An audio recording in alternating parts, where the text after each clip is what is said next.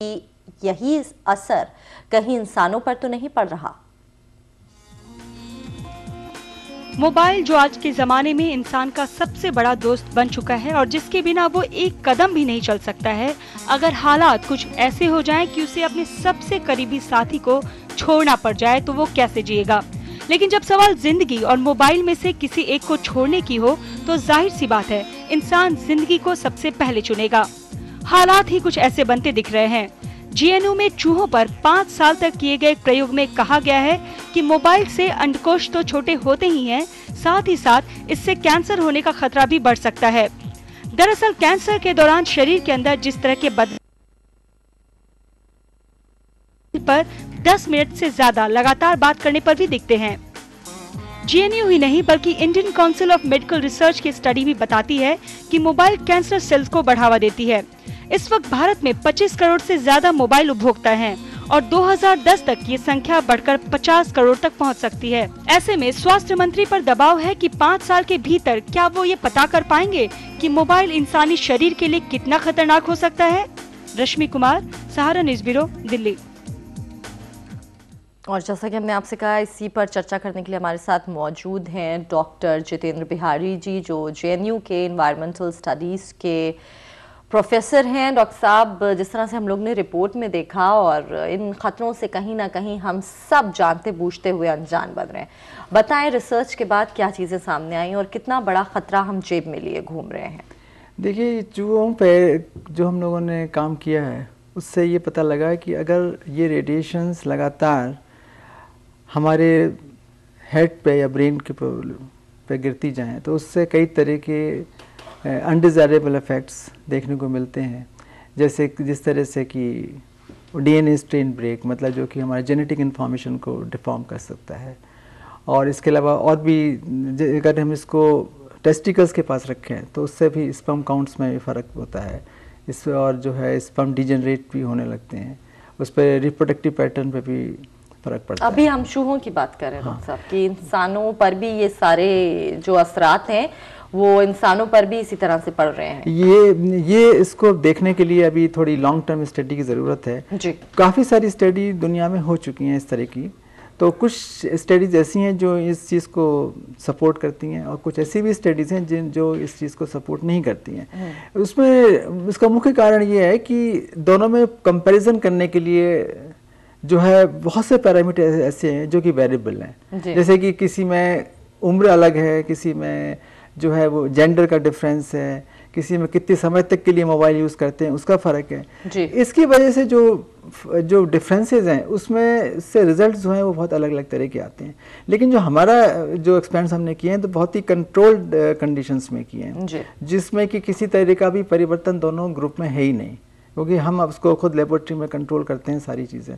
तो इस वजह से जो हमारे पास रिजल्ट है हम इसको बड़ा कॉन्फिडेंस से कह सकते हैं कि इन रिजल्ट्स को के बेसिस पे हम लोग एक ह्यूमन इफेक्ट्स भी सिमिलर नेचर की हो सकते हैं जी। और अगर हम बात करें जैसा कि फर्टिलिटी की, पहले अगर हम लोग मर्दों पुरुषों की ही बात करें तो उनकी जो फर्टिलिटी होती है उसके लिए कितने ख़तरनाक साबित हो सकता है मोबाइल का ज़्यादा से ज़्यादा इस्तेमाल। और ऐसे में इस चीज़ को जहन में रखकर, जैसा कि आपने बताया कि आधी रिसर्च तो इस बात को प्रूव कर चुकी हैं, लेकिन फिर भी आप लोग एक बार फिर से करेंगे और इसमें एक वक्फा लग सकता है, लेकिन फिर भी इस दौरान क्या किया जा सकता है? आप क्या सलाह देंगे कि कम से कम मोबाइल का इस्तेमाल करें? एक तो इसमें सबसे पहला बात तो ये है कि मोबाइल का इस्तेमाल कम से कम करें, फिर उसको जब करें तो अपने शरीर से जितना दूर रख सकें।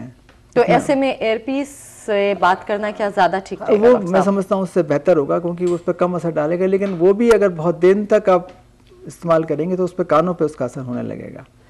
तो इस वजह से ये जो मोबाइल है ये एक सुविधा तो बहुत अच्छी है, लेकिन इसका बड़ा कंट्रोल वे में प्रयोग करना बहुत ज़्यादा ज़रूरी है। जितना कम से कम समय हम इसको दे सकें। और जब बात करें तो बहुत देर तक इस पे बात ना करें जी, कि रात के इतने बजे से इतने बजे तक, जैसा कंपनीज लालच देती हैं फ्री है और हम लोग घंटों बातें करते रहते हैं, स्पेशली टीनेजर्स, तो उनके लिए नुकसान ज्यादा हो सकता है। तो मोबाइल का कम से कम इस्तेमाल करें। जरूरत की बात कीजिए, लंबी लंबी बातें करने के लिए मुलाकात से बेहतर कुछ और नहीं हो सकता है, या फिर नेट पे भी बात कर सकते हैं। बहुत लंबी बात के कितने नुकसान हो सकते हैं वो डॉक्टर साहब हमें लगातार बता रहे हैं। पुरुषों के बाद बात महिलाओं की करते हैं। डॉक्टर साहब, एक रिसर्च में ये भी प्रूफ हुआ है कि जो लेडीज कैरी तैयारी कर रही होती हैं, एक्सपेक्ट कर रही होती हैं, उनके लिए बहुत ख़तरनाक हो सकता है, specially the child which is in the womb of mother. हाँ, ये बिल्कुल बात मुझे लगता है कि सही हो सकती है, क्योंकि जिस तरह के बायोकेमिकल चेंजेस हम लोगों ने स्टडी किए हैं इस मोबाइल से, वो सब इस बात को इंडिकेट करते हैं कि there are hormonal changes which can be, जो कि इन मोबाइल फ़ोन से इंड्यूस हो सकते हैं। तो अगर वो हार्मोनल चेंजेस अगर हो रहे हैं तो उससे बहुत ये पॉसिबल है कि वो जो है प्रेग्नेंट वुमन को जो है असर करें और उससे अर्ली डिलीवरी भी हो सकती है, और अगर उस पर वॉम पे जो डेवलपमेंटल स्टेज में जो असर हो सकता है, एडवर्स इफेक्ट जो हो सकते हैं, वो उस पर भी हो सकता है। तो बच्चे के दिमाग पे भी असर हो सकता है। ये बहुत मुमकिन है, क्योंकि इतने सारे बायोकेमिकल चेंजेस जो हम लोगों ने एग्जामिन किए हैं, वो सब इस चीज़ को दिखाता है कि ये जो प्रक्रिया है पूरे बॉडी सिस्टम में ये जो है असर डालती है। जी, तो मोबाइल के जो फ़ायदे हैं उनके साथ साथ नुकसान भी हैं, लेकिन नुकसान तभी हैं जब हम मोबाइल पर ज़रूरत से ज़्यादा निर्भर करने लगे, हम कहीं ना कहीं एडिक्टेड हो जाएं। डॉक्टर साहब, फर्टिलिटी और इसके अलावा अगर हम लोग यूँ रोज़मर्रा में जैसे सर दर्द रहना, डिप्रेशन हो जाना, कई बार बहुत फ्रस्ट्रेटेड हो जाते हैं चीज़ों को लेकर, तो इसमें भी क्या लगता है मोबाइल एक बड़ा रोल प्ले करता है? हाँ, ये एक्चुअली एक स्ट्रेस फिनोमेना है। ये माइक्रोवेव जो होती हैं, जो अगर हेड पे फॉल करती हैं, तो वो जनरली एक स्ट्रेस सिंड्रोम है, और स्ट्रेस सिंड्रोम से हाइपरटेंशन होना और उससे जो हेडेक होना, इस तरह की जो अल्जाइमर डिजीज़ होना, इस तरह के जो सिम्टम्स हैं, ये सिम्टम मोबाइल फ़ोन के अधिक प्रयोग से भी हो सकते हैं, जो कि एक जनरल, जिसको कि हम स्ट्रेस सिंड्रोम बोलते हैं। तो इस तरह से जो है बहुत देर तक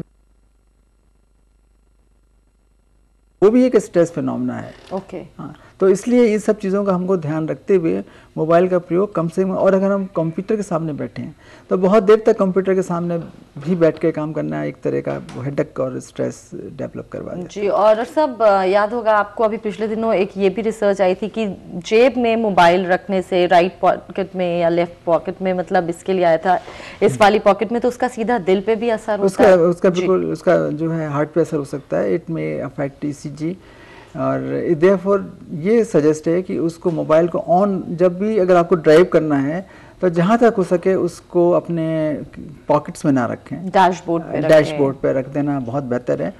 और जब आप ऑफिस में भी काम करने जा रहे हो तो उसको तुरंत उसको निकाल करके अपने टेबल पे या कहीं दूर रख दें, जिससे कि उस पर उसका असर आपके पास रेडिएशंस का ना हो, और कम से कम समय के लिए ही मोबाइल फोन का प्रयोग करें। जी, और बहुत मुमकिन है हम लोग जिस वक्त घर पे रहें तो ये कर सकते हैं डॉक्टर साहब की फॉरवर्ड कर दें अपनी लैंडलाइन पे अपनी तमाम कॉल्स को। ऑफिस में अगर हम किसी अच्छे पद पर हैं और उस चीज़ को अफोर्ड कर सकते हैं, तो एटलीस्ट हमें अगर अपने पर्सनल फोन्स मिले हैं तो से ज़्यादा उसका इस्तेमाल करें। इस तरह से छोटी छोटी चीज़ें करके हम अपनी पूरी ज़िंदगी को महफूज रख सकते हैं। चर्चा जारी रखेंगे डॉक्टर साहब, और जैसा कि हमने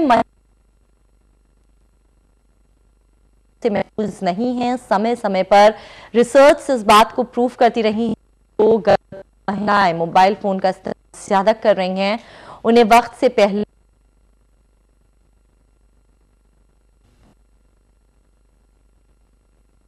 जो महिलाएं दिन में 2-3 बार भी सेल फोन इस्तेमाल करती हैं तो हाइपरटेंशन हो सकता है, बच्चों हो सकता है। कैलिफोर्निया और डेनमार्क विश्वविद्यालय की एक रिपोर्ट में यह भी बात सामने आई है। मोबाइल पर किसी अपने की आवाज यूं तो हमें बहुत अच्छी लगती है और दूर दराज बैठे अपनों के नजदीक भी ले आती है, लेकिन क्या आप जानते हैं कि यही मोबाइल फोन आपके होने वाले बच्चों को आपसे दूर भी कर सकती है? जी हाँ, कैलिफोर्निया और डेनमार्क विश्वविद्यालय के एक सर्वे में इस बात का खुलासा हुआ है कि गर्भवती महिलाओं के पूरे दिन में महज 2 से 3 बार मोबाइल पर बात करने से भी उनके बच्चों में हाइपर एक्टिविटी जैसी समस्या उत्पन्न हो सकती है। साथ ही मोबाइल से निकलने वाली तरंगे पैदा होने वाले बच्चे की संवेदनशीलता और रिश्तों को समझने की उसकी काबिलियत को भी तार-तार कर सकती है। पेट के अंदर जब बच्चा रहता है वो उसको आवाज़ें वो सुनाई देती है, एंड देयर आर रिसर्चेस जो प्रूव करता है जो छोटे बच्चे को इनफैक्ट बोलते हैं सेलफोन ज़्यादा देर तक इस्तेमाल नहीं